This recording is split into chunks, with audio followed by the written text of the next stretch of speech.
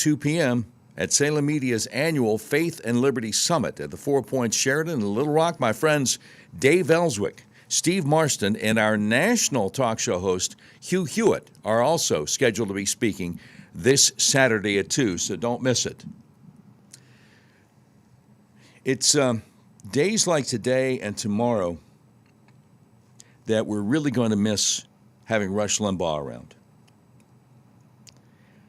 There are elections going on today in New York City for mayor, in Virginia for governor, lieutenant governor, attorney general, in New Jersey for governor and the other constitutional officers there.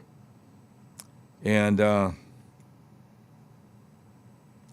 it's, well, everyone who does talk radio has a job because of Rush. Rush started all of this on Labor Day in 1988.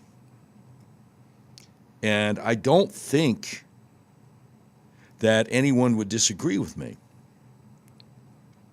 Whoever does talk radio has a job because of Rush. We're a couple of generations removed from how he started out, but everyone learned from him. And boy, don't I miss his incisive analysis. New York City, by all accounts, is about to elect a jihad-loving communist. And a lot of people are saying, well, never again. Apparently lasted for about 24 years after the 9/11 attacks. How could New York City have forgotten so quickly? Well, allow me to answer that for you.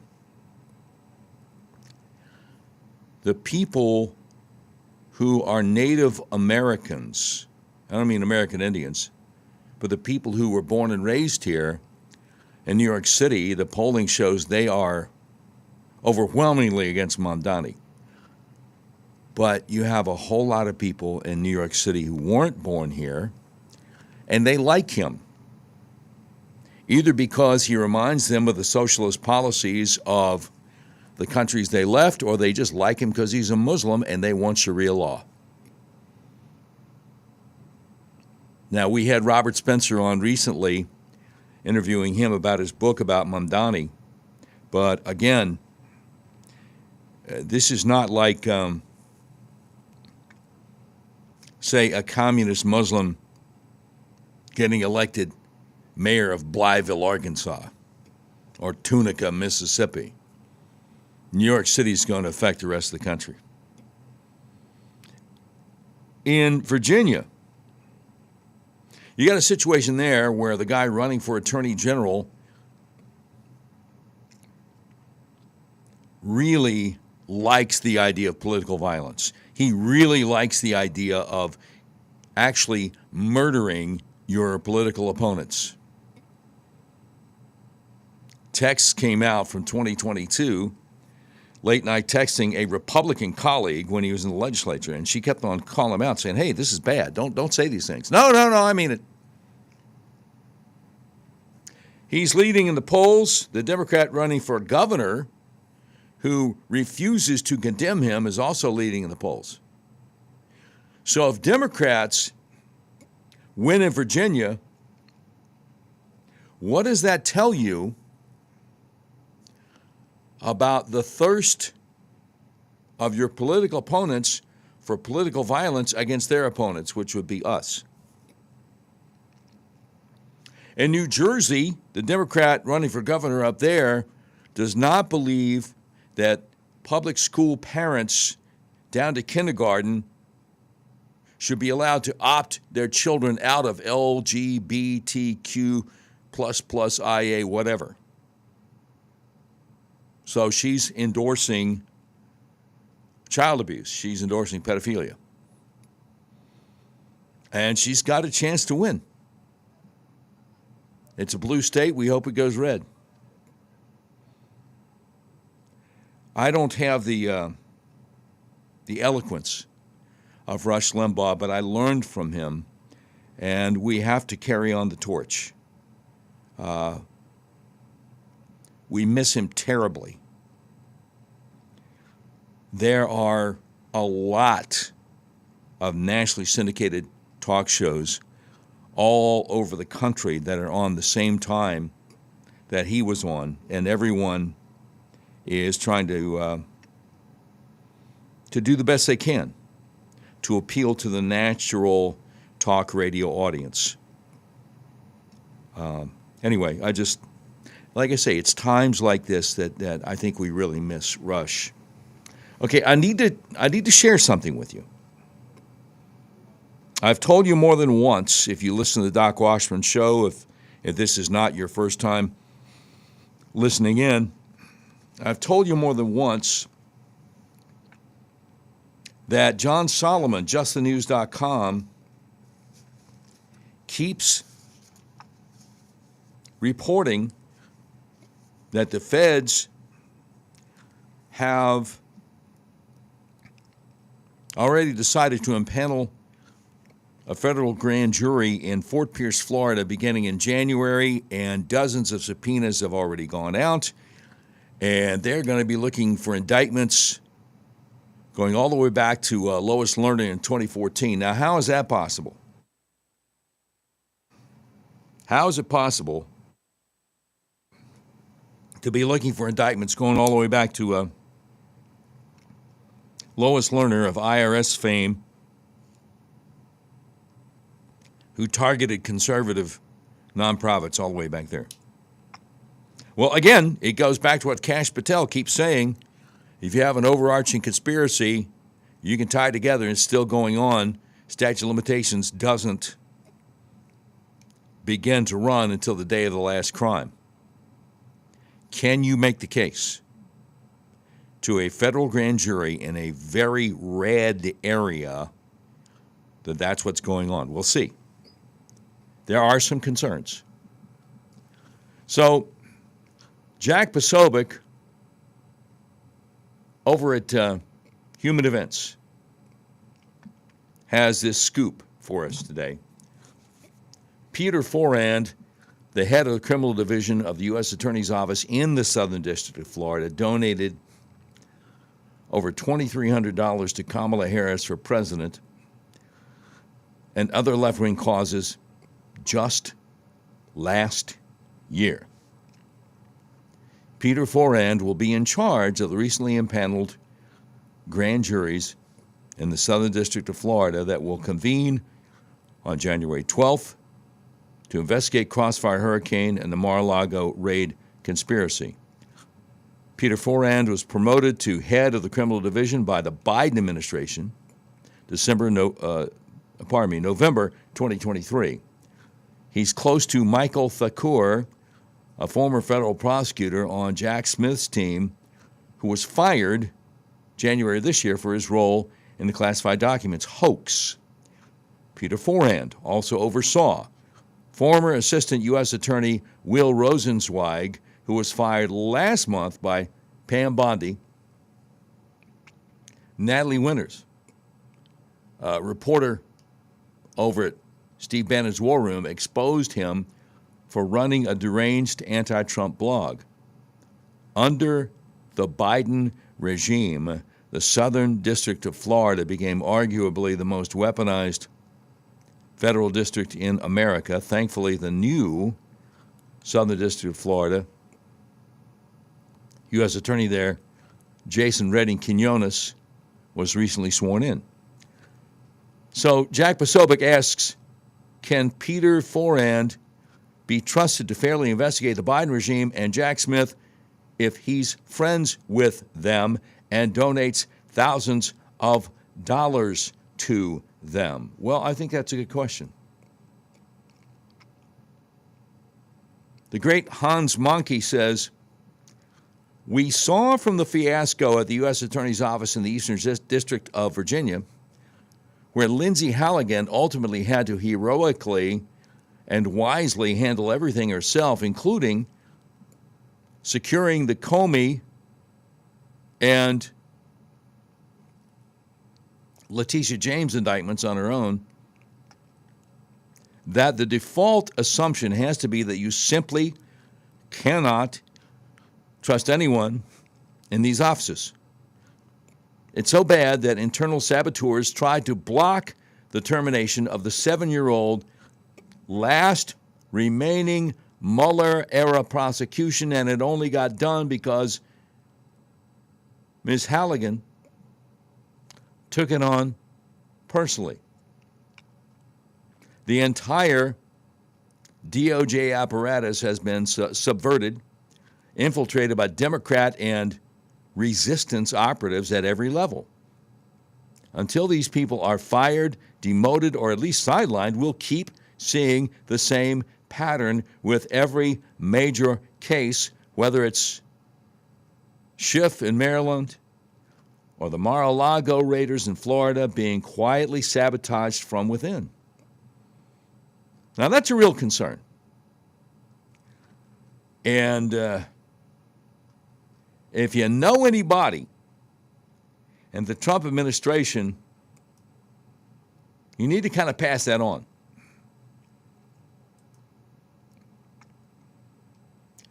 Now, what concerns me also, Bill Shipley, 25-year federal prosecutor and then criminal defense attorney for January 6th, is not taking this seriously at all. He says to Hans Monkey, Hans, how many years has Jack Posobiec worked in DOJ? That's what I thought.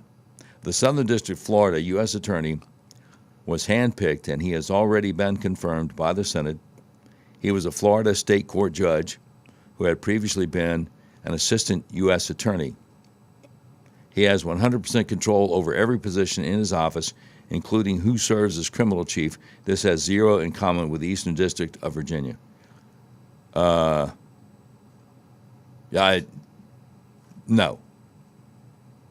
I mean, don't get me wrong.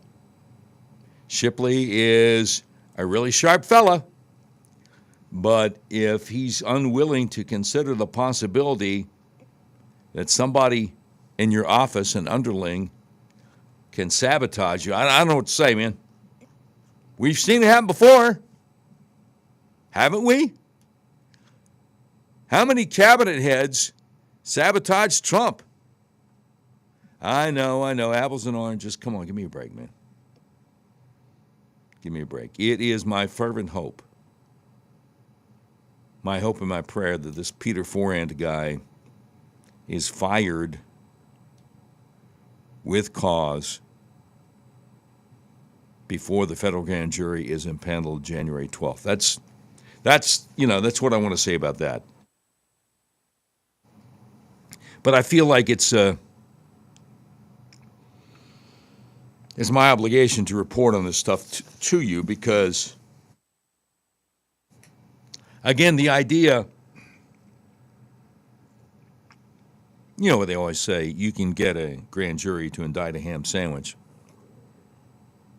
Federal grand jury in Maryland, right outside of D.C., very blue area, took less than 24 hours to get 18 felony counts on John Bolton. So it should be a layup. It should be a lead pipe cinch to get all kinds of indictments out of federal grand jury in a very red area, Fort Pierce, Florida, for Mar-a-Lago raid, Russiagate, the coup, going all the way back, again, to before Trump coming down the golden escalator, going back to 2014, Lois Lerner. Yeah. So we'll see, but it sounds like they got to get rid of their criminal chief in that U.S. Attorney's Office, Southern District of Florida. Okay, if you, as always, would like to sound off and talk back, the number to call is 501-401-1011. Doc Washer Show continues on 101.1 The Answer.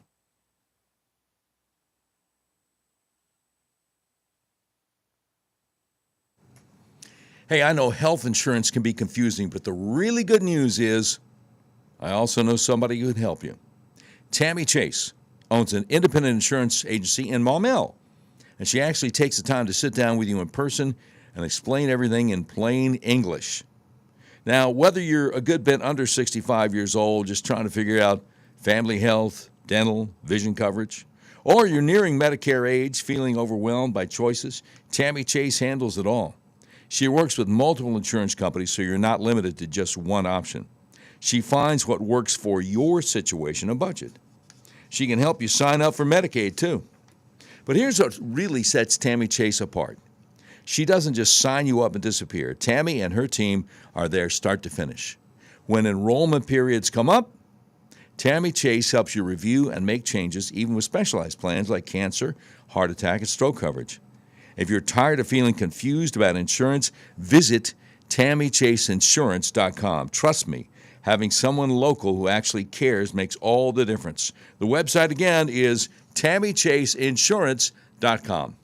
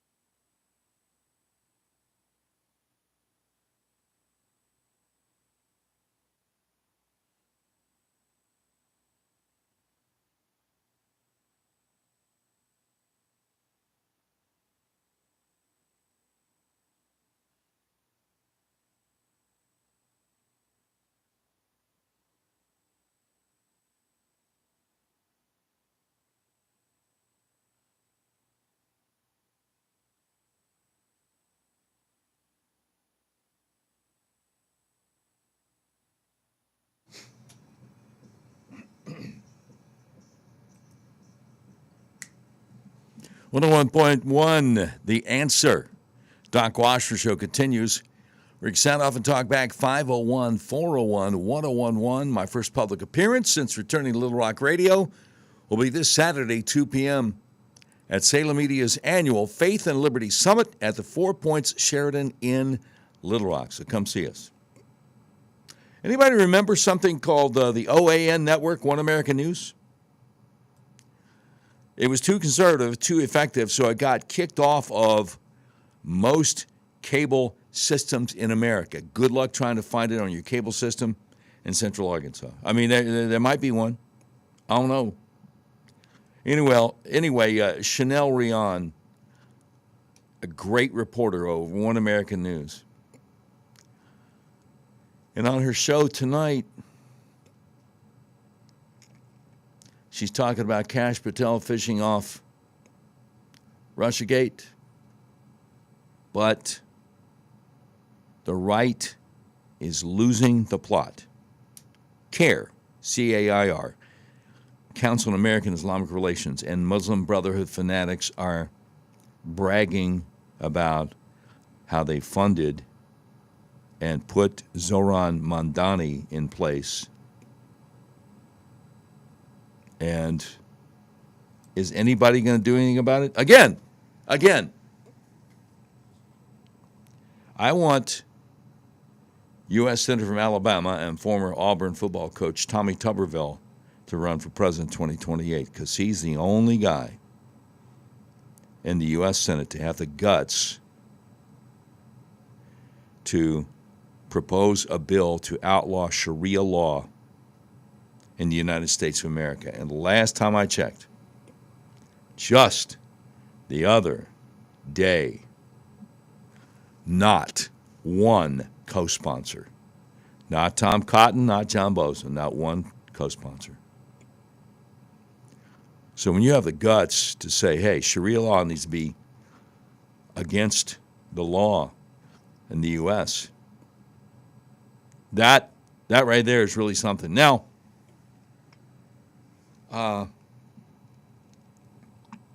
for a while now, a lot of us have been saying, well, not a lot of us, a few of us, a scant few,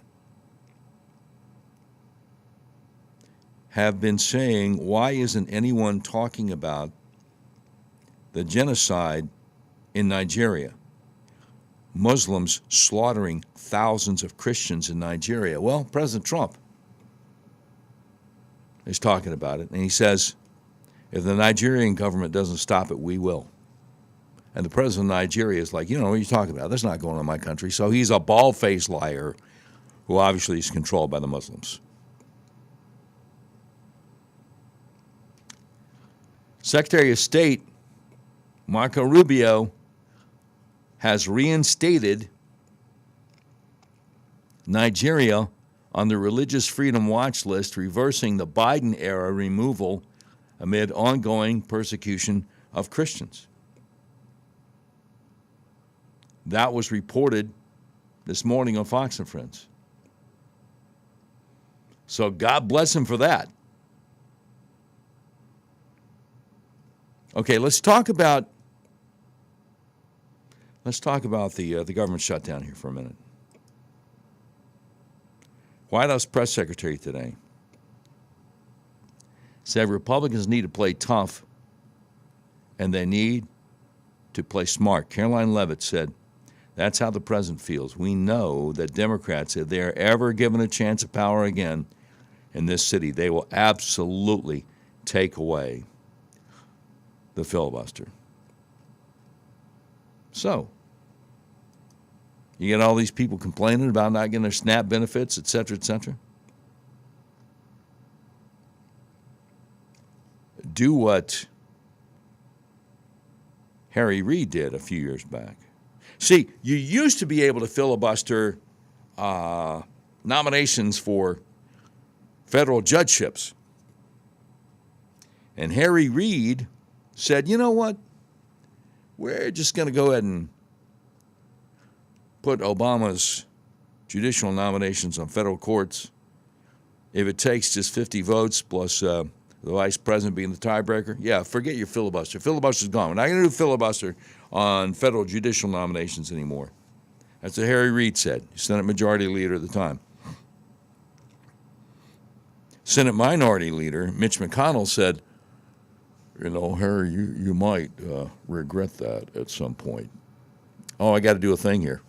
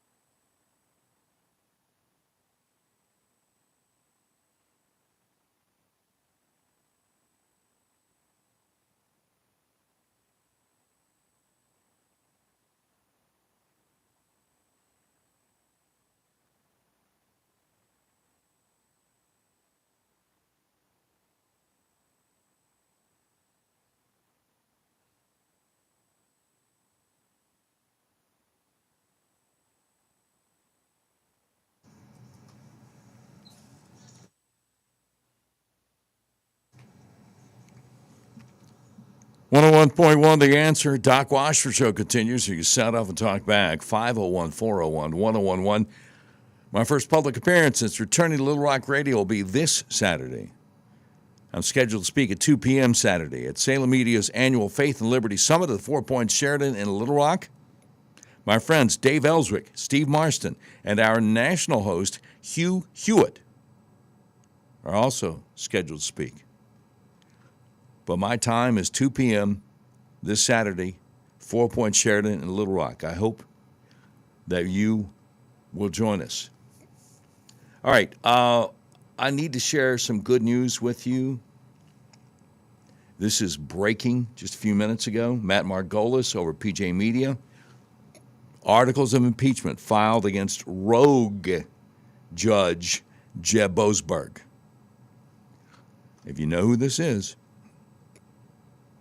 you'll be dancing the dance of joy about now. If you don't, you will be in a minute, because I'm finna tell you. U.S. Representative Brandon Gill, Republican Texas, will formally introduce articles of impeachment against radical left-wing U.S. District Judge James Boasberg for what he calls the judge's corrupt and unethical role in the so-called Arctic Frost investigation.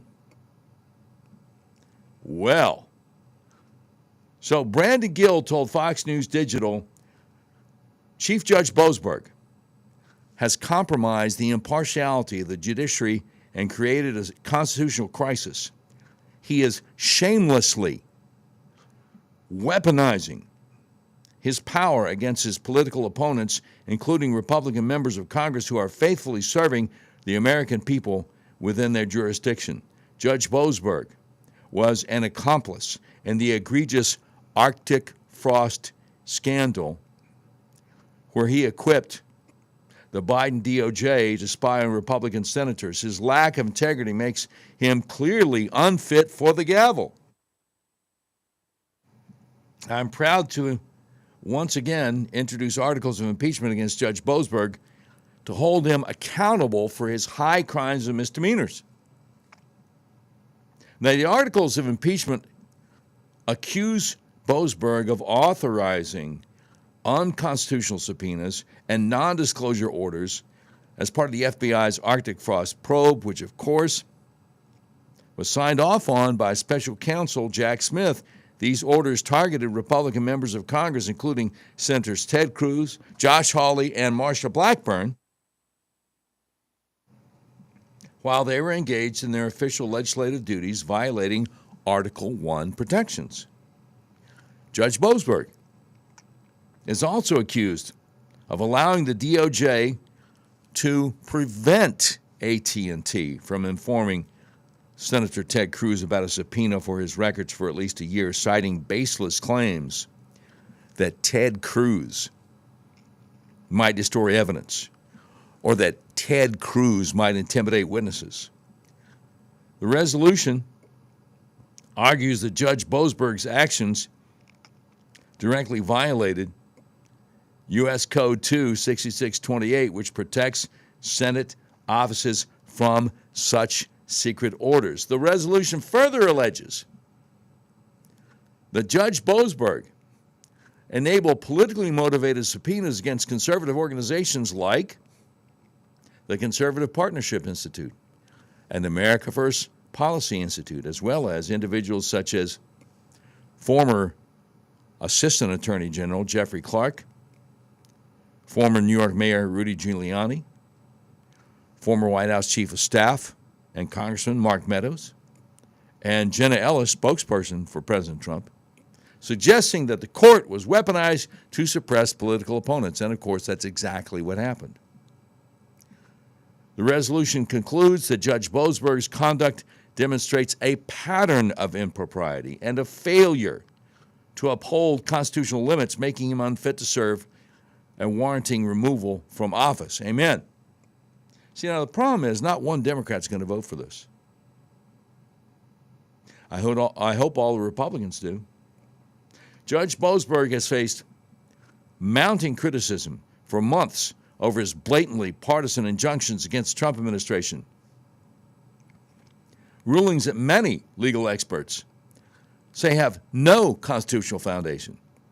Previous attempts to rein in his judicial overreach and impeach Boasberg earlier this year fizzled out, but this latest effort has real momentum behind it. And let me tell you what he's got here.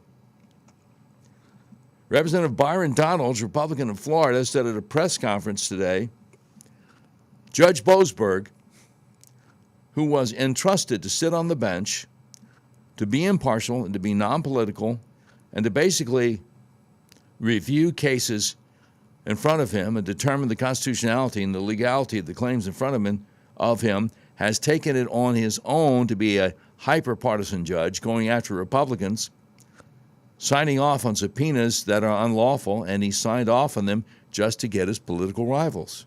This is why he needs to be impeached. I commend Congressman Brandon Gill of Texas for leading this effort in the House to call for articles of impeachment of Judge Boasberg.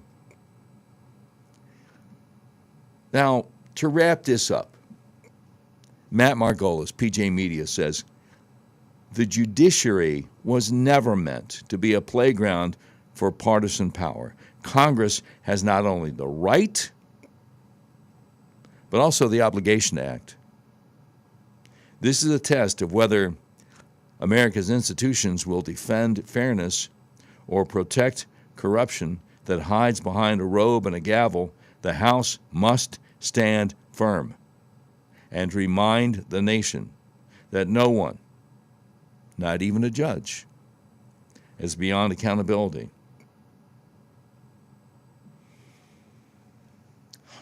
It's about time, but there is an elephant in the living room, and here's my concern.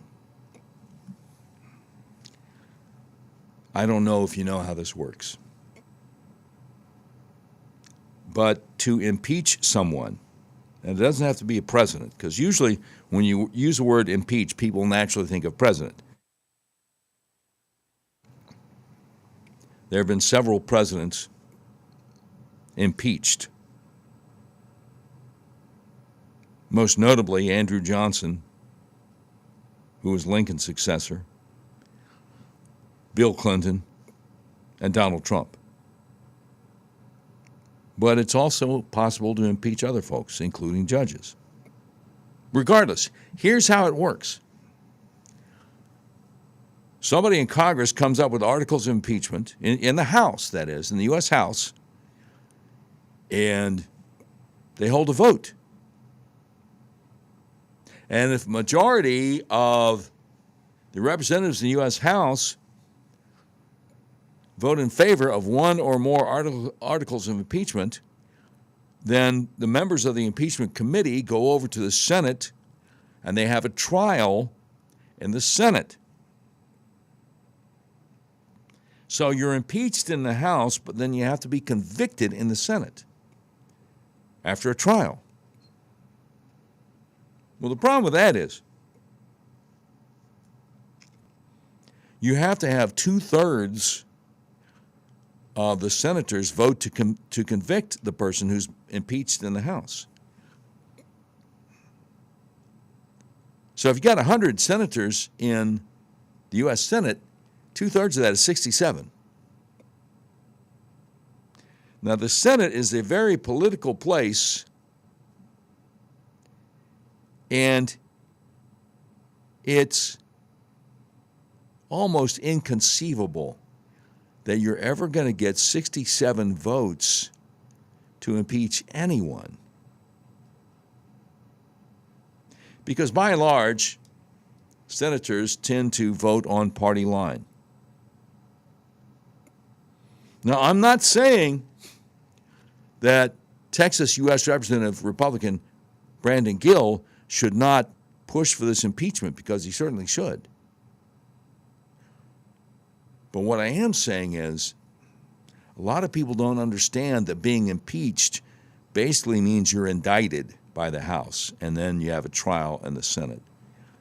Now, last year, Republicans in the House voted to impeach Secretary of Homeland Security Alejandro Mayorkas, who kept on insisting the border was closed, and we all knew he was lying. Who are you going to believe, me or your lying eyes? So Republicans in the House, I mean every Republican in the House, all of them, I don't care how much of a rhino they were, they all voted to impeach Mayorkas. So when the House impeachment managers go to the Senate, Chuck Schumer, who was still a majority leader back when the Democrats had the majority in the Senate, said, we're not going to have a trial. What do you mean you're not going to have a trial? The Constitution said, yeah, I don't care. First time in 235 years that the Senate ignored the Constitution when it came to having a trial for someone the House had impeached. Republicans are in charge of the Senate now. So if the House successfully impeaches Judge Boasberg, of course, it's natural to assume that the Senate will have an impeachment trial. But I can't imagine Judge Boasberg actually being removed from office because you have to get 67 votes. And the only possible Democrat vote I would think they would get maybe would be Fetterman out of Pennsylvania, because he's the only Democrat senator over there who's trying to sound reasonable to people to vote red. So, anyway, but no, you do it because it's the right thing to do. Now, I don't know if you've heard,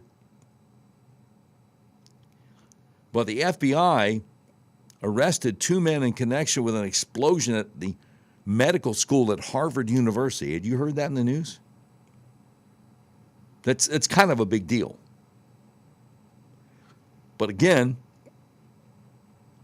if you have a life, unlike me, and you're not down in the weeds investigating this stuff 24/7, you might be going, wait, explosion at Harvard Medical School? Yeah, I'm sure there's going to be more news coming out. But FBI has already arrested. Look, there's security camera videos all over the place at a major university like Harvard. How these guys thought they could possibly get away with this. It's just remarkable. And they didn't. So we'll give you details on that as they become available. Veteran Action, the Veteran Action group out there, advocating for America First policies that strengthen national security and provide unwavering support for our veterans, is out there saying Zohran Mamdani is a national security threat. And they got a picture of 2 guys, Zohran Mamdani and Osama bin Laden. And they're not that far removed. Now, I think bin Laden was Sunni and Zohran is Shiite, but other than that. Oh, let me give you something else. Pam Bondi out there on Twitter saying during the Arctic Frost investigation, we found that Special Counsel Jack Smith seized President Trump's government-issued phone. That means the Biden administration turned over President Trump's phone to Special Counsel Jack Smith, an unprecedented action. In addition, Special Counsel Jack Smith subpoenaed all of President Trump's personal phone records. We can never again allow this kind of government weaponization in America. I submitted these new documents to our partners on Capitol Hill. I commend our team of the FBI for working diligently to expose this. So everybody's saying, well, what are you going to do about it? Again,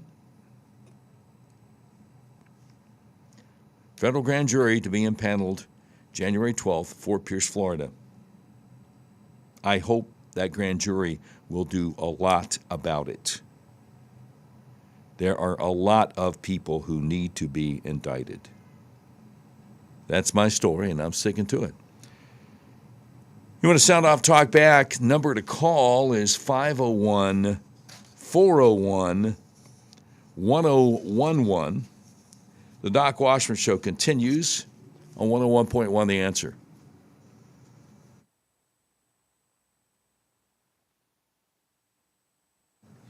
Hey, when your heat breaks down in the Arkansas cold, January, February, the kind of time when you really need that heat going on, who are you going to call? I call my buddy Brian Knight, owner of Knight's Service Company. They've been guarding your comfort all over Central Arkansas for over 25 years.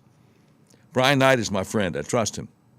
He put in our heating and AC at my house, and it works like a charm. Knight Service Company is a family-owned HVAC business that built their reputation of Christian principles, honest service, and putting customers first. Whether it's air conditioning, heating, or refrigeration, if it heats or cools in your home or business, they fix it, or they can install a new unit, and they work on residential and commercial. Just ask Knight Service Company about their list of commercial customers who have been trusting them with their business for years. They service all makes and models. They're fast. They're affordable. They have honest solutions. Knight's Service Company, guarding your comfort for over 25 years. Visit knightsservicecompany.com. That's KNIGHTS, servicecompany.com.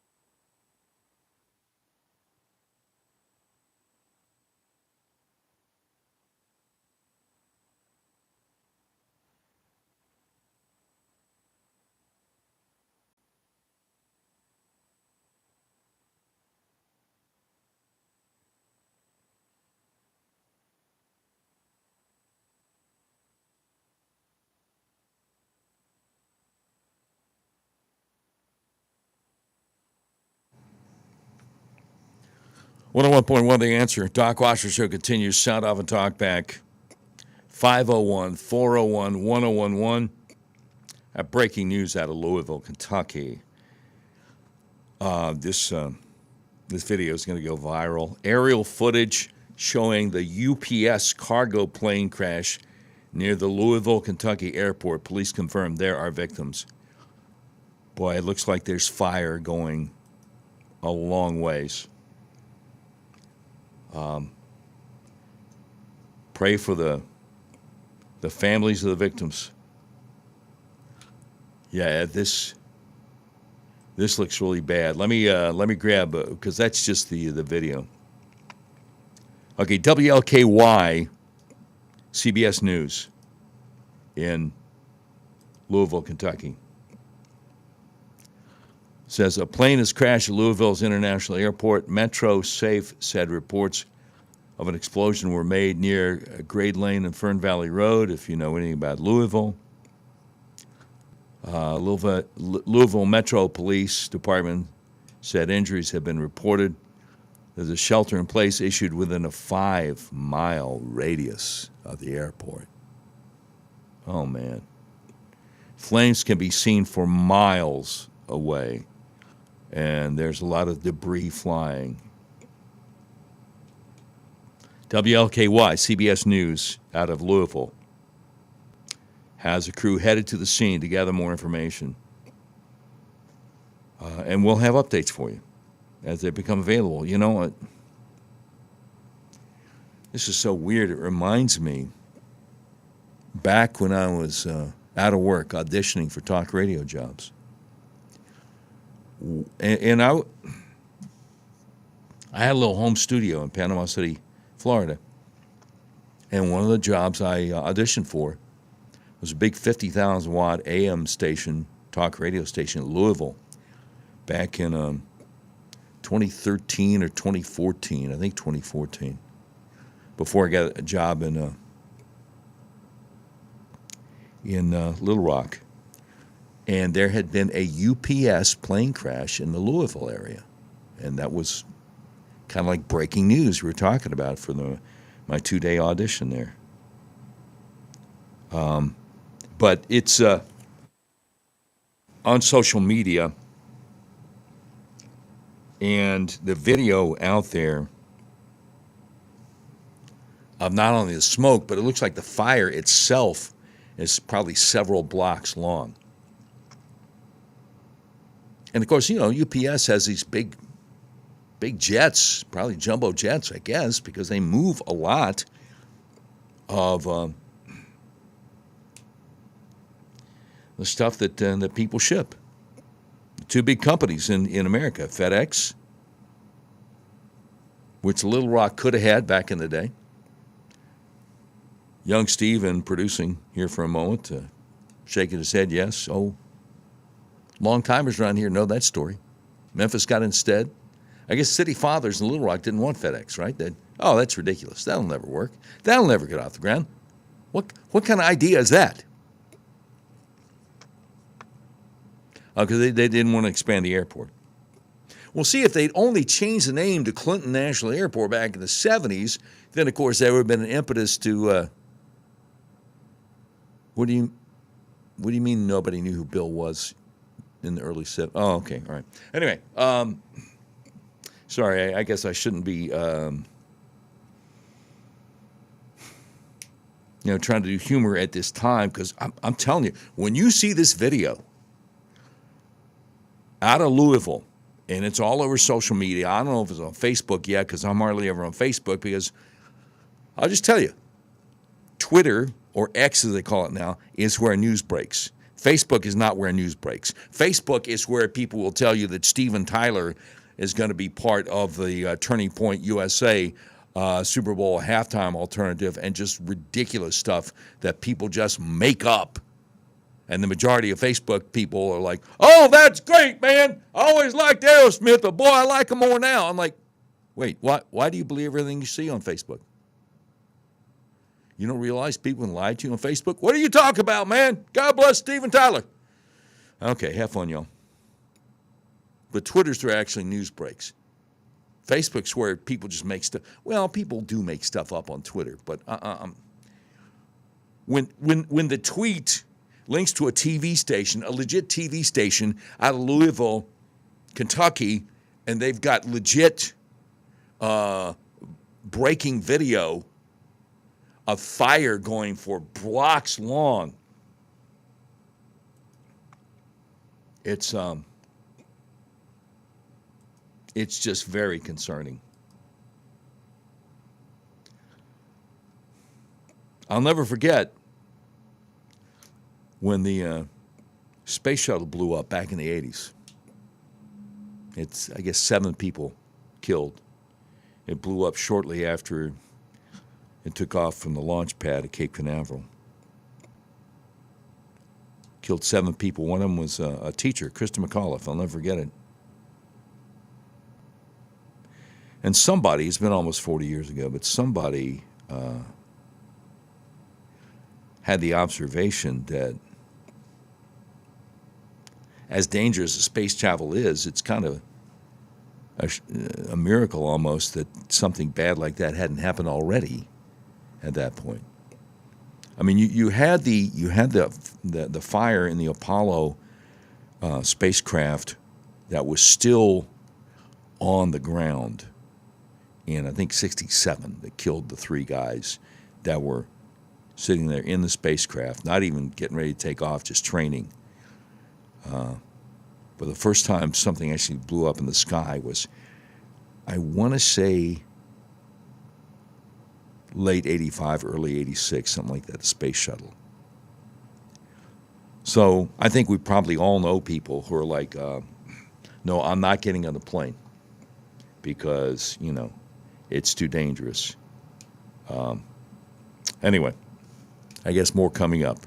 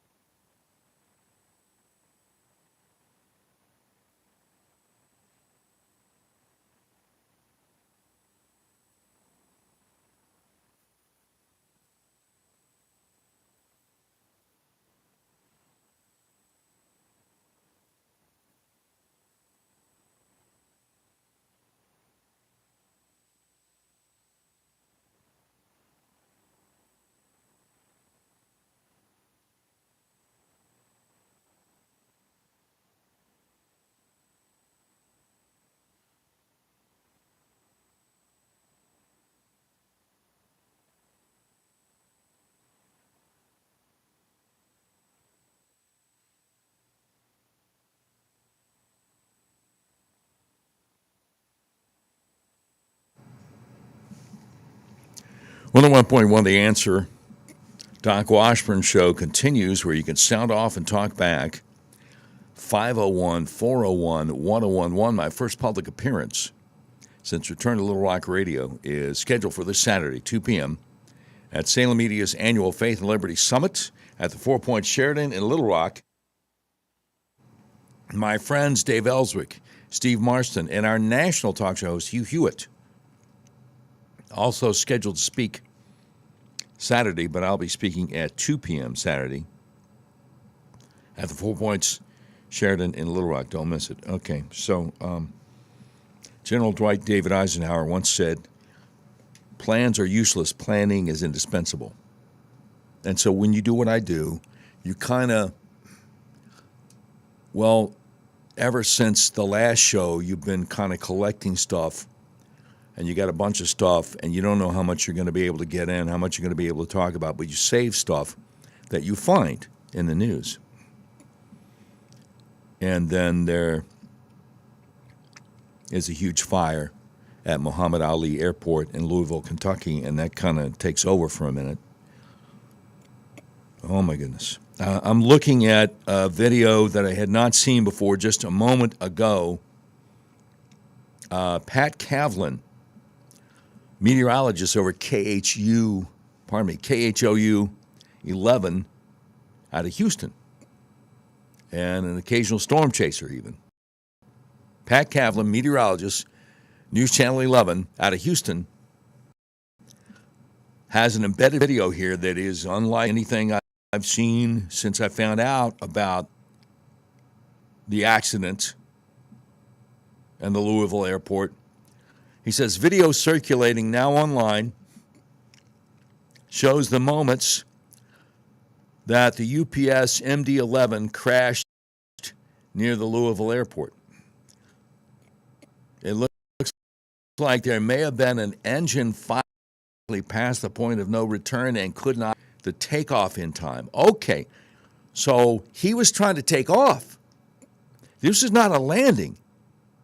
He was trying to take off, and God bless him. I mean, just a few seconds into this, you're seeing the plane on fire as he's taxiing, getting ready to take off, and then about 12 seconds into it, just the whole thing explodes. A huge ball of fire into the sky.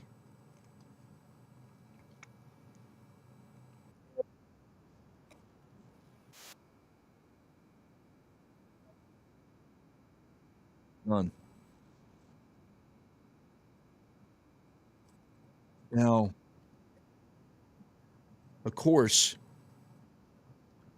the government will be, well, the NTSB, National Transportation Safety Board, is going to be all over this.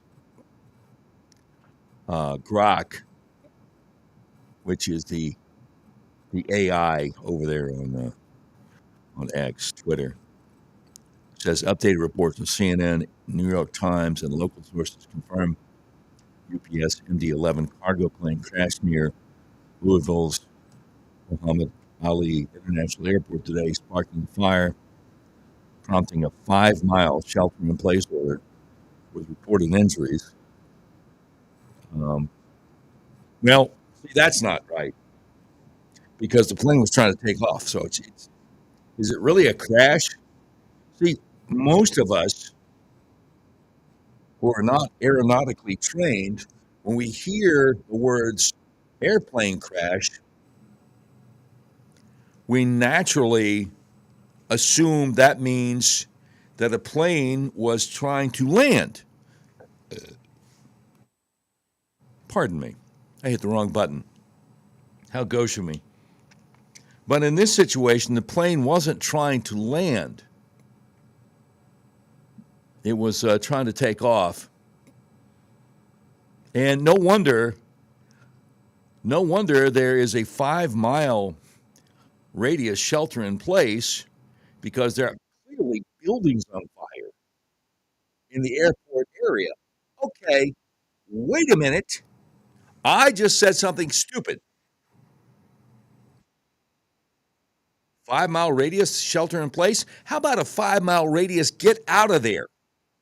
If there are buildings on fire surrounding where the plane exploded, you want to tell people maybe within a few hundred yards, yeah, just stay where you are.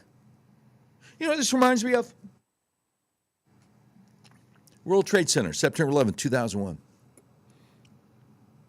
And the plane hits the first one, and everybody in the second one is told, oh, don't worry about it, just stay where you are. I had a friend who worked in the second building, I think about 13 floors up.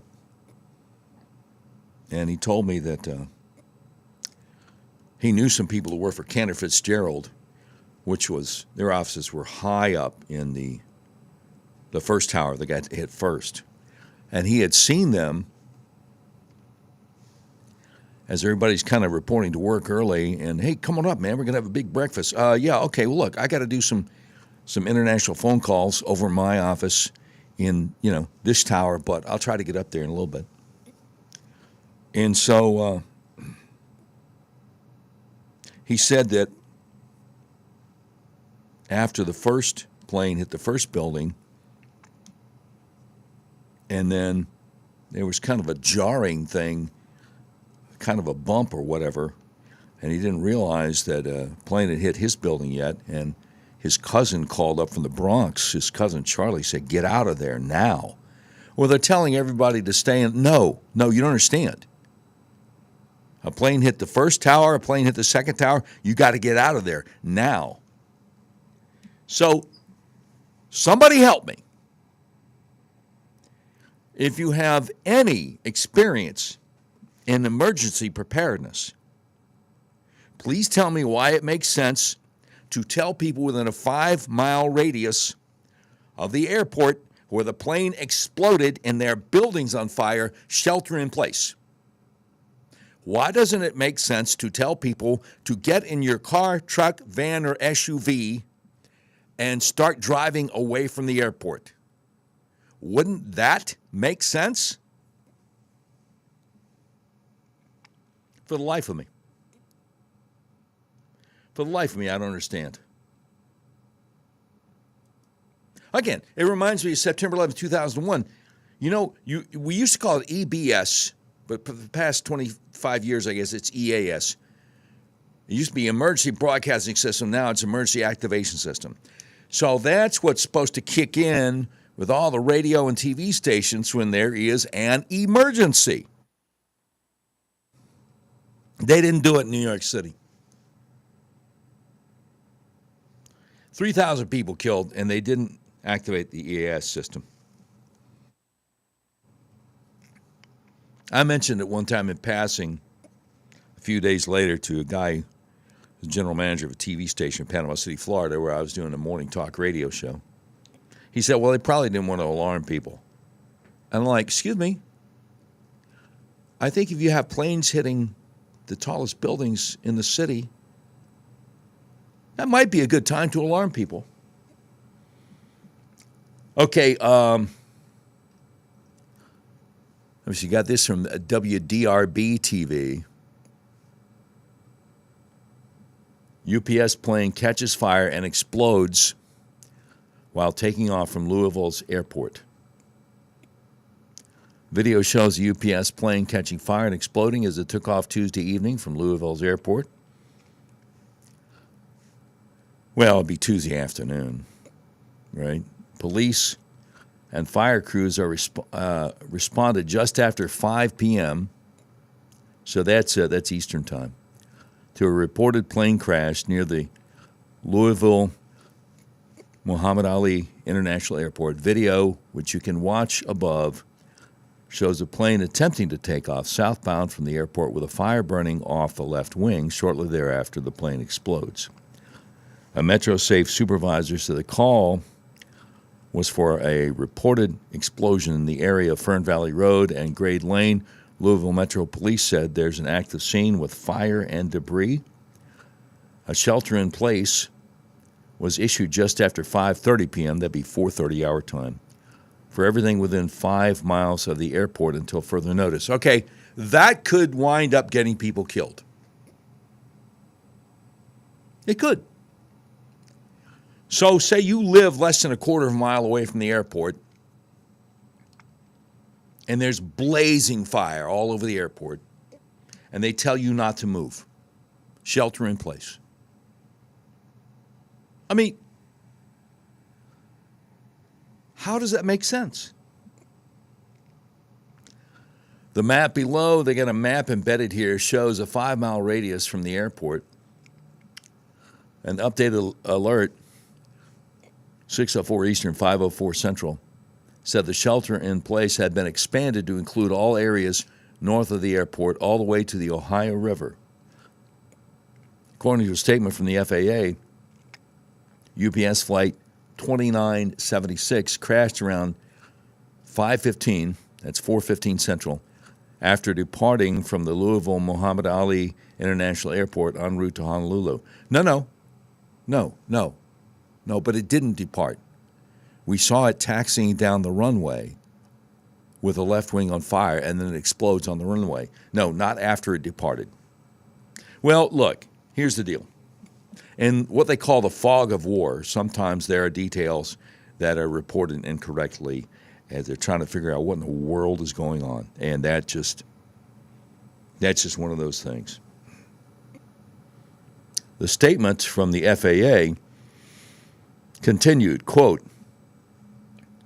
the McDonnell Douglas MD-11 was headed to Daniel K. Inouye International Airport in Honolulu. The FAA and NTSB will investigate. The NTSB will lead the investigation and will provide all updates. This information is preliminary and subject to change. So, if you live in Louisville, between the airport and the Ohio River, you're not supposed to move. You're supposed to shelter in place. Guess what I would do? Again, get in my vehicle and start driving away from the area of the airport. Get across the river into Indiana. And then have dinner and somewhere, plenty of restaurants on the other side of the river, have dinner somewhere while I'm watching my phone for the news. But shelter in place if you live really close to an airport with massive fires going on?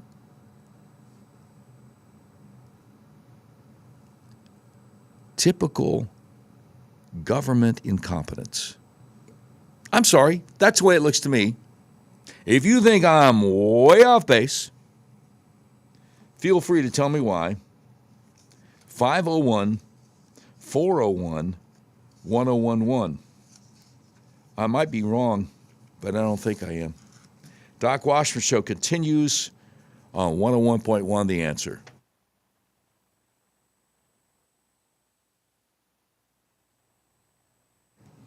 All right, I want to tell you about the best-kept secret in American healthcare. Charlie Kirk found out about it in 2019. He was in a dire situation. Looked like he was going to be bedridden for several weeks. Got his atlas adjusted, and he was fine. Yeah, I've been talking about getting your atlas adjusted for years. Charlie found out about it because of his doctor up in the Chicagoland area. My doctor, J.R. Crabtree, down here in Arkansas, does the same thing.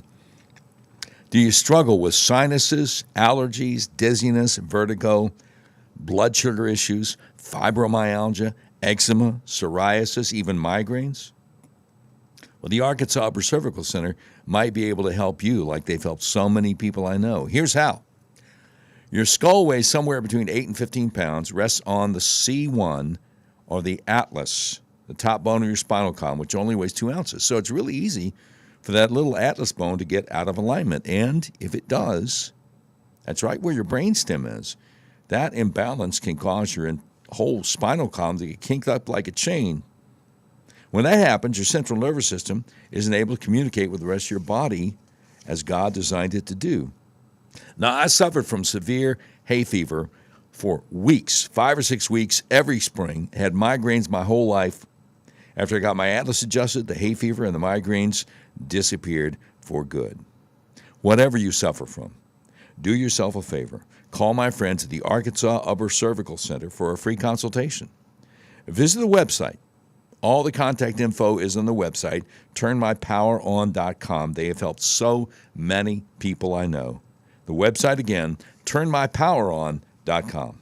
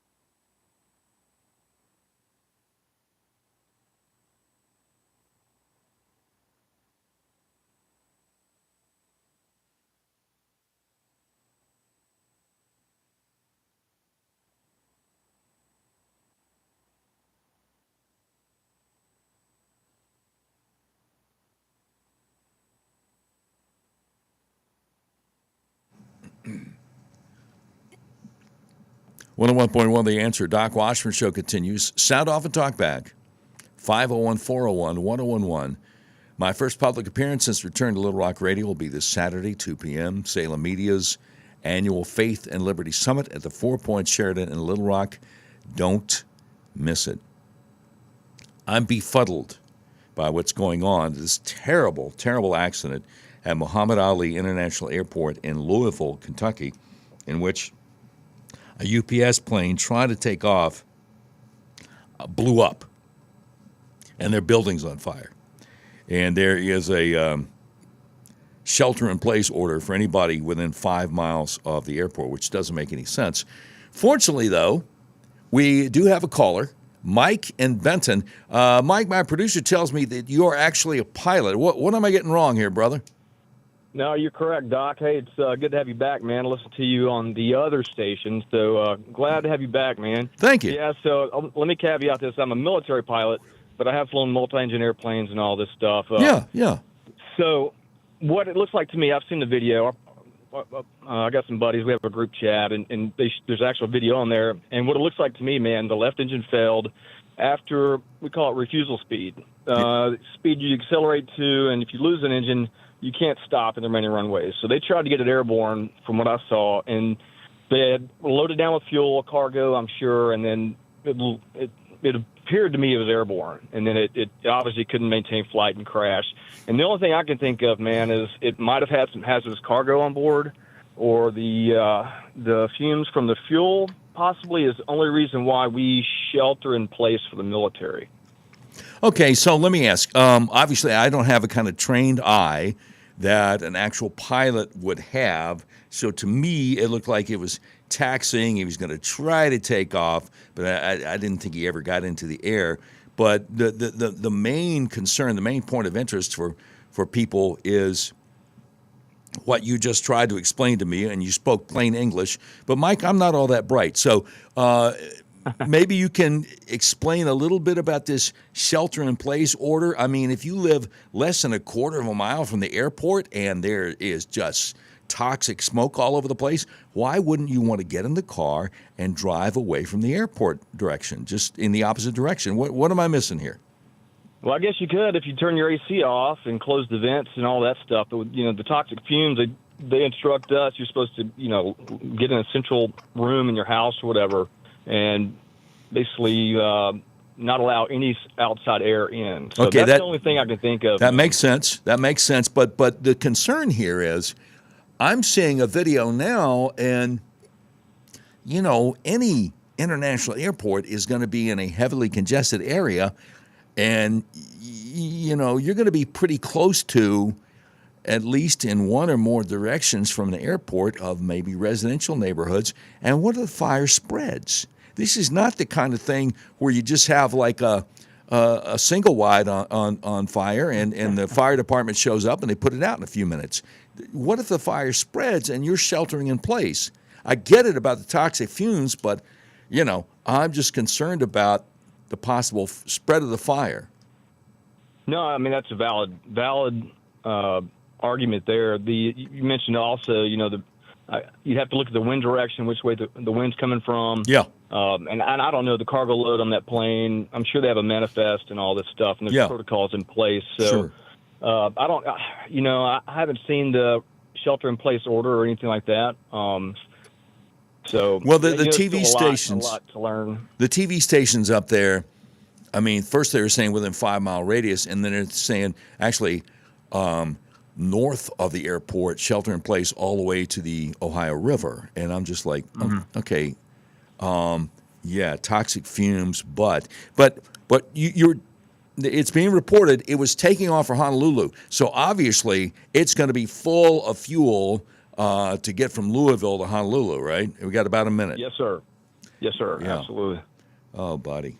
That's just... Well, that's one thing I think of, man. That's just my 10,000-foot view of the whole situation. But God bless you, man. Keep doing your thing. Mike, God bless you, too, and y'all be safe out there. Thank you so much. Appreciate you.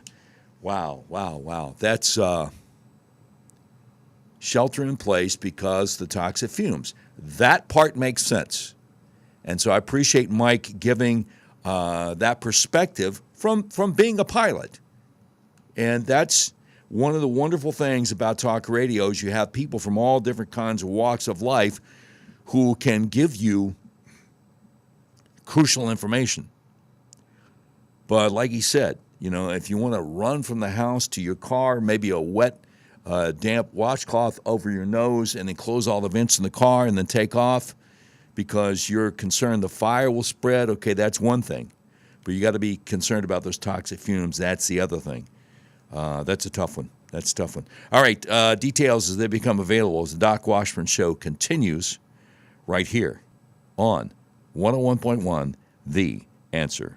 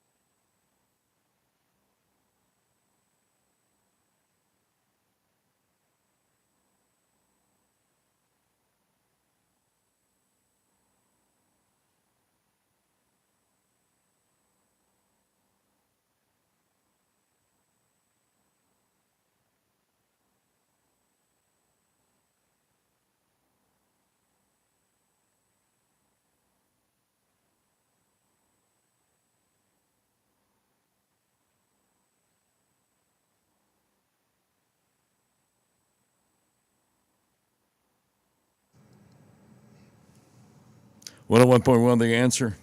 Doc Washburn Show continues where you can sound off and talk back.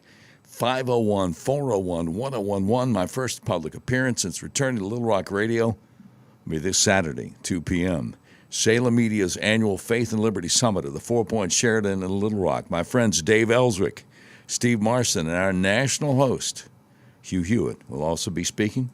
But I'm scheduled to speak at 2 Saturday at the 4 Point Sheraton in Little Rock. So hope you can join us. We're keeping an eye on this this plane accident. I guess you could call it a crash. They were trying to get it off of the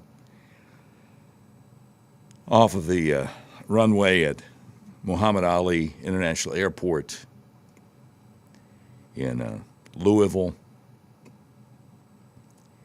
Multiple videos are out there.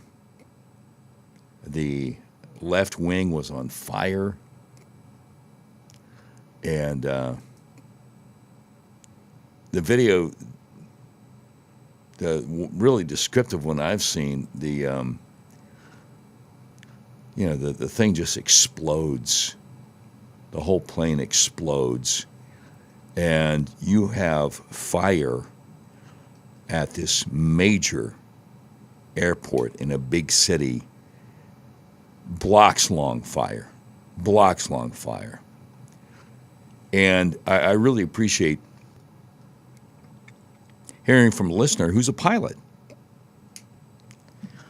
because I just didn't understand that shelter-in-place order, 5-mile radius from the airport, and then extended all the way to the Ohio River from areas north of the airport. Because what are the fire spreads? You want to get the heck out of Dodge. And so our pilot listener, Mike out of Benton, he said, well, probably because of they don't want people breathing the toxic fumes and, stay in the house, close all the vents, the whole thing. I'm like, okay, well, thank you. That makes sense.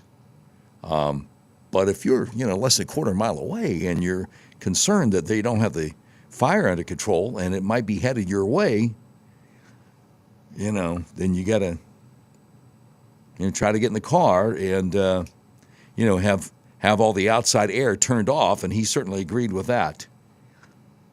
But just a devastating situation there in Louisville. And they're already saying at least 3 people are dead. But,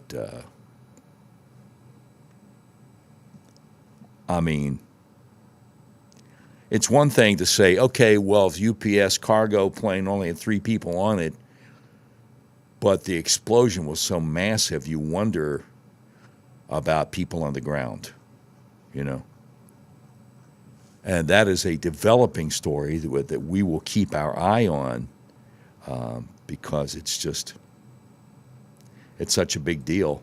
I want to talk about, since today is Election Day.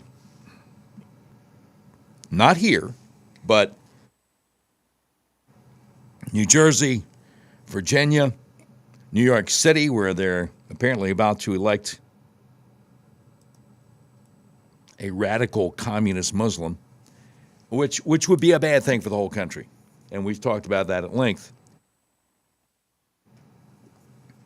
Robert Spencer, who we interviewed about a week ago, best-selling author, over there on PJ Media, article entitled, Who is Bankrolling Mamdani? Linda Sarsour Tells All. Well, let's take a look at this.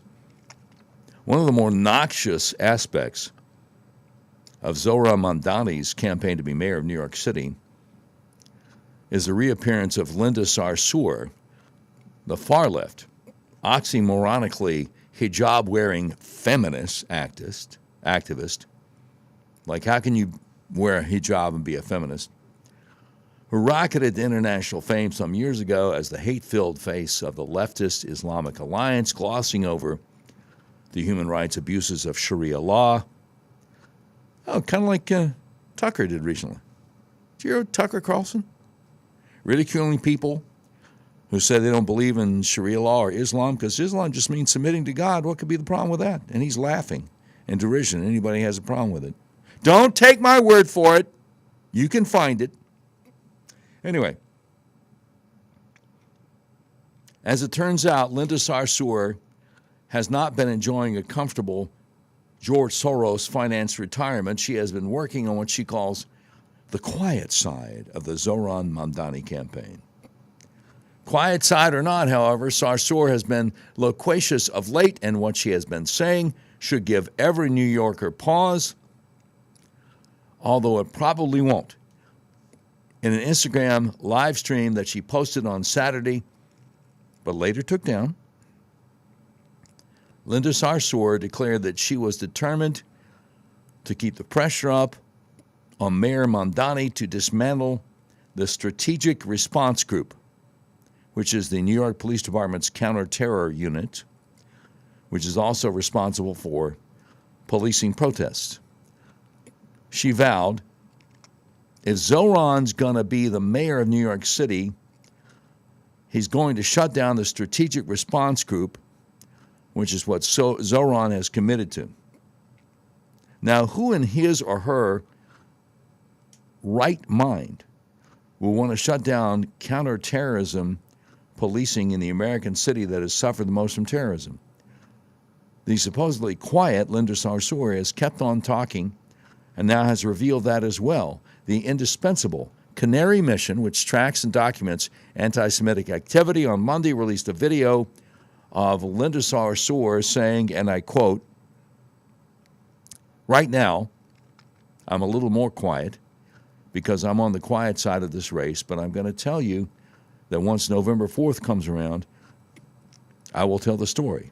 The story is not just, that it's random that Zohran ascended to this place. It is our Muslim American communities, and I'll also say that it's Muslim money. The PACs that have supported Zohran, or a particular PAC that has supported Zohran, is probably over 80% of Muslim American donors in this country. High net donors, grassroots donors. And I want to make the point that the Unity and Justice Fund PAC, which is the Council on American Islamic Relations, the CARE Super PAC, was the largest institutional donor to the pro-Zohran PAC in New York. So now we know. The Hamas-linked Council on American Islamic Relations, which has a long history of fighting against counterterror measures and branding foes of jihad violence and Sharia oppression as Islamophobic, is bankrolling the candidate who has pledged to dismantle the New York Police Department's counterterror unit. And the Council on American Islamic Relations wasn't alone either. Robert Spencer's new book, Intifada on the Hudson, The Selling of Zohran Mamdani, documents that Mamdani has also had significant backing from George Soros. The nonagerian, does that mean he's 90 years old now? Nonagenarian leftist Open Society Foundations gave $37 million to the Working Families Party. The New York Post reported in July that since 2016, the far-left, socialist-friendly Workers' Families Party, which helped score Mamdani the Democrat line by brokering cross-endorsement deals that squeezed out Andrew Cuomo, has pocketed a staggering $23.7 million from George Soros through its nonprofit fundraising arm, Working Families Organization, Incorporated, and at least another $14 million went to the 9 nonprofits and their offshoot fundraising entities, and it goes on and on and on. But I would not be surprised if once this guy gets in office, you see something bigger in New York City than 9/11 ever was. I'm just saying. That would not surprise me at all. It's horrific what is going on And I hope that the Trump administration has some kind of plan for how to deal with this. All right, let's get an update on the UPS plane situation at the Muhammad Ali International Airport in Louisville. This is from CNN just moments ago. UPS MD-11 plane crashed shortly after takeoff near the Louisville, Kentucky airport, according to the FAA. UPS Flight 2976 crashed just after 5 p.m. local time, that's 4 p.m. our time, and was headed to Daniel K. Inouye International Airport in Honolulu, according to a statement from the FAA, which is investigating the crash along with the National Transportation Safety Board. The NTSB will lead the investigation, according to the FAA. Statement from UPS said 3 crew members were on the plane. At this time, we have not confirmed any injuries or casualties. Well, I mean, the plane blew up. So you got at least the 3 on the plane dead. There's no way in the world anybody would have survived that. The fireball went hundreds of feet into the air. Louisville Metro Police Department and other agencies are responding to the crash. According to a post on X from the Louisville Metro Police Department, injuries have been reported. Massive plume of black smoke rising not far from the tarmac at Louisville Muhammad Ali International Airport. And they've got video from CNN affiliate Wave TV in Louisville. It is the worldwide air hub for UPS. UPS is based at Muhammad Ali International Airport in Louisville. The company's worldport is more than 5 million square feet, where more than 12,000 UPS employees process more than 2 million packages a day, according to the company. A shelter in place has been issued for all locations within 5 miles of the airport. So that was extended, though, all the way to the Ohio River for areas north of the airport. The McDonnell Douglas MD-11F is a freight transport aircraft manufactured originally by McDonnell Douglas and later by Boeing. The aircraft is primarily flown by FedEx, Lufthansa Cargo, and UPS Airlines for cargo. The plane also serves as a popular wide-body passenger airplane.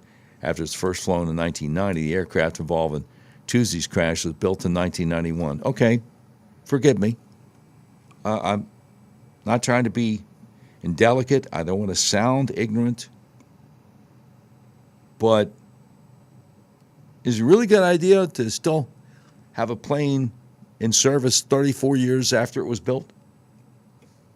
Again, I don't mean to sound ignorant, but I just got to throw that out there. CNN says as fuel costs increased for the 3-engine jets, many of them were converted to freighters. The plane can take off weighing in at a maximum 633,000 pounds and carrying more than 38,000 gallons of fuel, according to Boeing, which bought McDonnell Douglas. Again, if this plane was trying to take off from Louisville to go to Honolulu, it's going to be full of fuel. So that's the latest on the plane crash, the accident, the UPS plane in Louisville. More coming up as the Doc Washburn Show continues. Still have a lot of news you haven't had a chance to get to because of that breaking news.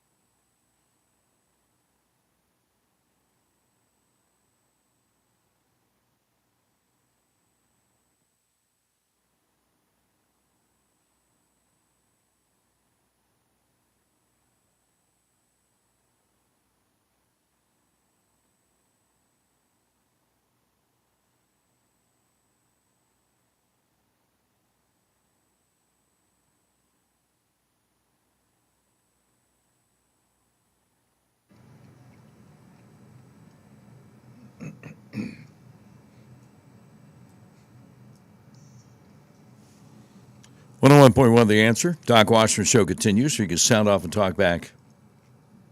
501-401-1011. My first public appearance since returning to Little Rock Radio will be this Saturday at 2 p.m., Salem Media's annual Faith and Liberty Summit at the 4 Points Sheraton Little Rock. My friends Dave Ellswick, Steve Marston, and our national talk show host Hugh Hewitt will also be speaking there.